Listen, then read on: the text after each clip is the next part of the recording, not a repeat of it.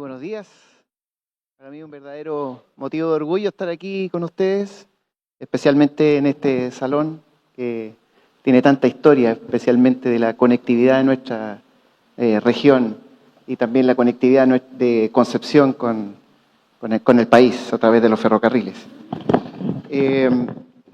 Vamos a hablar sobre la aplicación de los programas de cumplimiento en el mundo municipal. A todo esto tengo que cambiarme de lente, ya pasé a esa etapa en que la presbicia ya me ganó y efectivamente ahora no los veo muy bien, pero leo muy bien aquí, no los veo muy bien a ustedes, pero sé que están muy interesados en el tema. Bien. No sé cómo muevo esto acá. ¿Sí? Ya. Ahí sí. Perfecto. Vamos a comenzar, primero que nada, hablando de qué es corrupción. Esa es la pregunta que nos convoca antes de hablar efectivamente de los programas de cumplimiento, porque los programas de cumplimiento son sistemas de prevención, efectivamente, o detección de conductas corruptas. Pero lo que nos convoca primero es hablar efectivamente de qué es corrupción. Y es un concepto que tanto hablamos, con el cual estamos tan familiarizados, no tan solo en el mundo penal, sino que efectivamente también en el mundo de la administración pública, de los ciudadanos en general, que efectivamente nos llama la atención que es un concepto que no está muy claro en cuanto a su objeto. Pero siguiendo a Robert Klitgard, él estableció un modelo de ecuación de corrupción, indicando que la corrupción es igual a esa sigla, C igual a M más D menos A. ¿Qué es lo que es C? Corrupción. ¿Qué es lo que es M? El monopolio en la decisión. El D, discrecionalidad. Y el A es rendición de cuentas, o sea, accountability. Esa combinación de elementos, o sea, de monopolio en la decisión, más discrecionalidad y menos rendición de cuentas, genera un ambiente propicio, efectivamente, para la corrupción.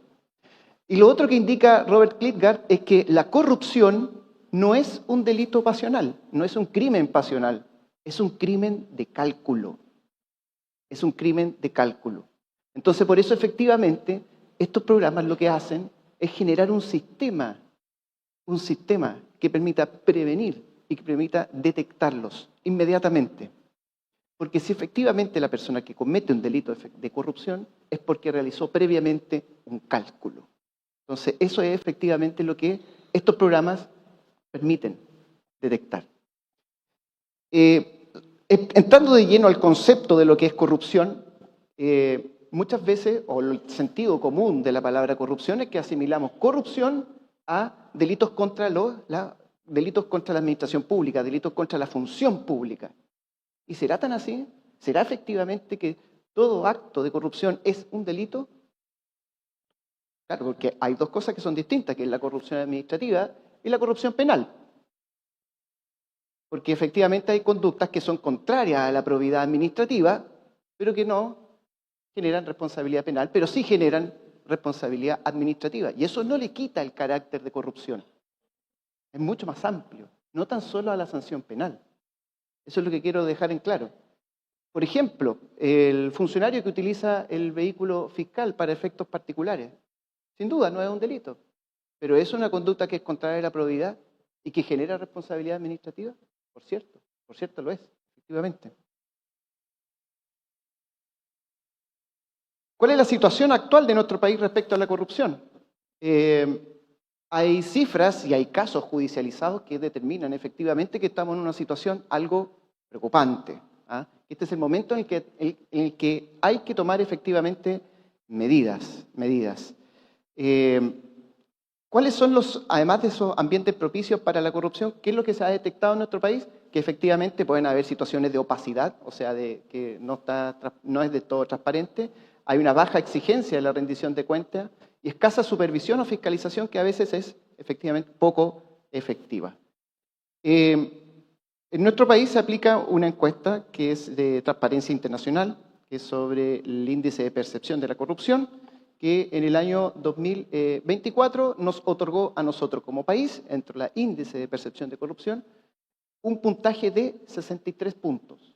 donde el 100, los 100 puntos significa país sin corrupción y el 0 es un país muy corrupto. Nosotros obtuvimos un puntaje de 63, 63 de 100. Eso nos ubica en el lugar 32, 32 de 180 países. Somos el país menos corrupto de Latinoamérica, solo detrás de Uruguay. Pero estas no son cifras que nos permitan dormirnos en los laureles, porque hay algunos aspectos que son efectivamente preocupantes, que es que desde el año 2012 nos estamos disminuyendo en cuanto a este puntaje. Bajamos de 72 puntos de 100 a 63 puntos en solo 9 años. Entonces hay un índice de percepción de la corrupción que efectivamente ha aumentado. Y eso es lo que nos obliga efectivamente a tomar medidas. ¿Cuál es la situación actual de la prevención de la corrupción? Bueno, primero, el labor de la Contraloría General de la República, que nuestra Contralora, doña Dorothy Pérez, le ha dado efectivamente un reimpulso importante, considerable a esta labor.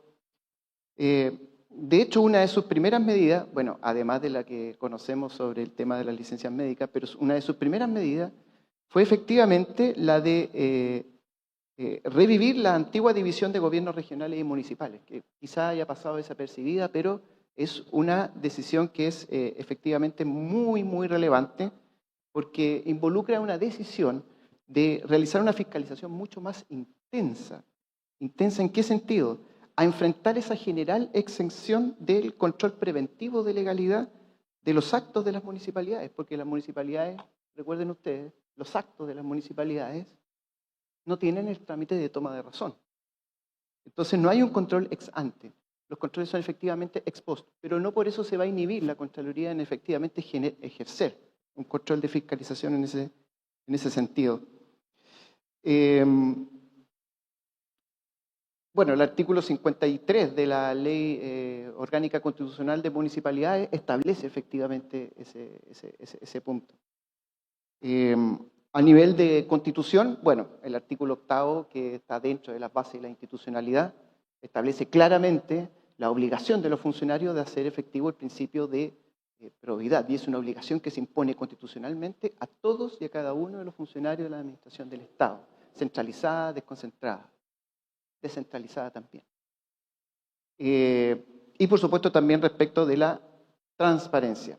En cuanto a legislación, ¿hay esfuerzos? Sí, efectivamente, y muy importantes, como la Ley 20.880 de probidad en la función pública y prevención de los conflictos de interés, o sea, un reflejo de lo que es el artículo 8. La Ley 20.285 de transparencia y acceso a la información pública, muy relevante porque ha terminado con esos espacios de opacidad, donde efectivamente se podría generar condiciones propicias para la corrupción. La Ley 20.730 de la Ley del Lobby, sin ninguna duda. Y, muy importante, también la Ley 19.886, la Ley de Compras Públicas, modificada por la Ley 20.634 y que reafirmó algunas cosas efectivamente sobre los programas de cumplimiento de los particulares que contratan con la administración. Y también, efectivamente, hay algunos esfuerzos a nivel reglamentario, como el decreto de Secretaría General de la Presidencia, que establece la Comisión Asesora Presidencial para la Integridad Pública y la Transparencia, y también el Consejo de Auditoría Interna General del Gobierno, efectivamente. Pero bueno, y aquí es donde estamos con la pregunta. ¿Existe un programa de compliance en la administración pública? Lo cierto es que hay aplicación, pero es una aplicación que es fragmentaria y que no es sistemática. Es porque efectivamente, para poder prevenir la corrupción y detectarla, se requiere de un sistema que permita prevenir y detectar la corrupción. Y eso se hace efectivamente a través de los programas de cumplimiento. Está muy bien implementado respecto del mundo privado en la Ley 20.393 sobre responsabilidad penal de las personas jurídicas, y que esa experiencia que se está recopilando en el mundo privado va efectivamente a ejercer la posibilidad de poder incorporar estos programas a la administración pública y específicamente a las municipalidades.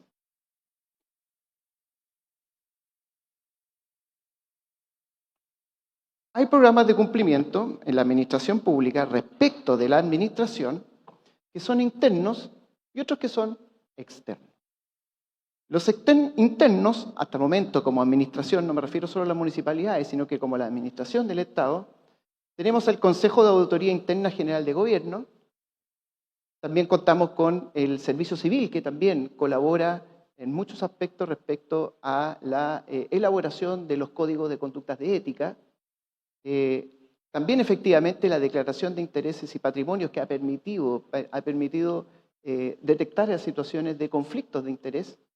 La ley de compras públicas efectivamente que también ha implementado formas también de transparencia y también, y muy importante, la ley de protección de los denunciantes de la ley 21.592. En el compliance externo, obviamente, aquí hay una disposición muy importante que fue establecida con la reforma y específicamente a través del reglamento de la ley de compras públicas, que establece la obligatoriedad de los agentes privados que contratan con el Estado de contar con programas de integridad. Y eso se tiene que contemplar dentro de los puntajes de las bases de licitación, efectivamente. Y en las contrataciones directas se tiene que contemplar dentro de los respectivos contratos respectivos. Bien, ¿el desafío cuál es? El desafío es incorporar esto a la administración pública y específicamente a las municipalidades. ¿Qué esfuerzos hay? Bueno, a nivel de administración del Estado, el esfuerzo es establecer a este Consejo de Auditoría Interna General de Gobierno como un servicio público. Y eso está en un proyecto de ley que se está discutiendo actualmente en el Congreso y que se encuentra en comisión mixta por discrepancia entre ambas cámaras, pero que cuenta con suma urgencia desde el 27 de mayo del 2025. Me equivoqué de ir en número, puse un tremendo año, pero es 2025. Y otro proyecto de ley que es aún más relevante, que es el de integridad municipal. Este proyecto de ley, que está actualmente también en tramitación en el Congreso Nacional y se encuentra en su segundo proceso legislativo en el Senado, también cuenta con suma urgencia desde el 27 de mayo del 2025. ¿Y qué es lo importante de este proyecto de ley de integridad municipal? Lo importante y muy determinante respecto efectivamente a las municipalidades es que incorpora un plan de integridad municipal. O sea, efectivamente aquí se incorpora el programa de cumplimiento que ha tenido éxito en el mundo privado en las municipalidades. Y aquí se exigiría específicamente a través de una ley que modifica la Ley Orgánica Constitucional de Municipalidades. ¿Y qué es lo que es este plan de integridad municipal que contempla este proyecto de ley?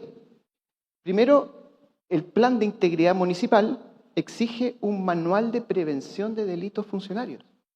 Un manual de prevención. Exige también una matriz de riesgos de dichos delitos funcionarios. O sea, manual de prevención, matriz de riesgos, compliance, programas de cumplimiento.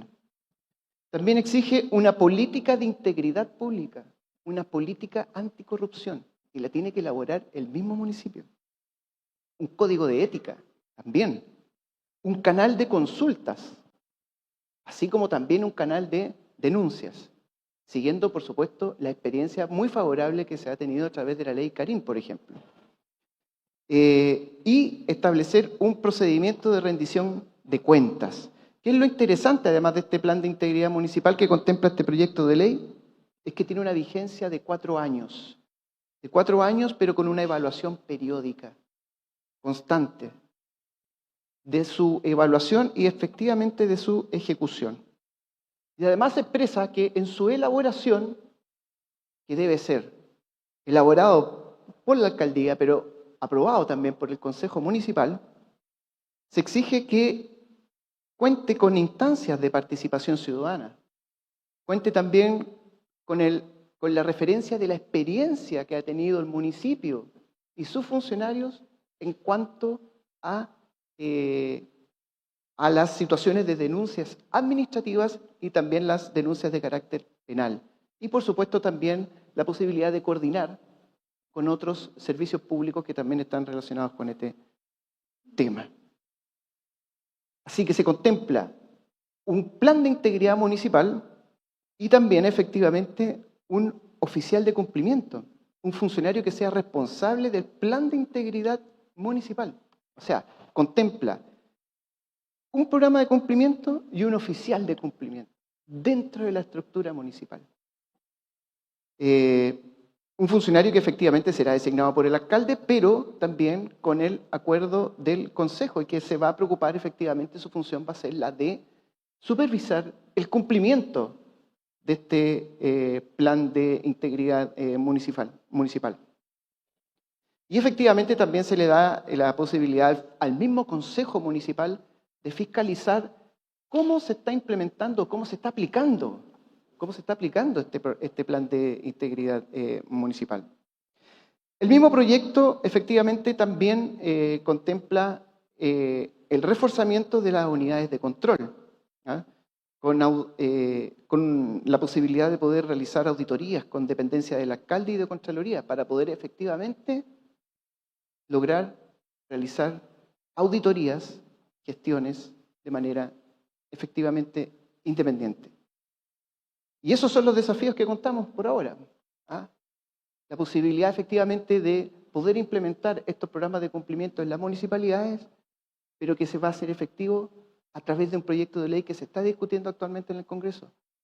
Pero eso no quita que hoy no se apliquen estos modelos, porque efectivamente los modelos de prevención tienen una posibilidad de aplicación a través de los códigos de ética municipal. Muchas gracias.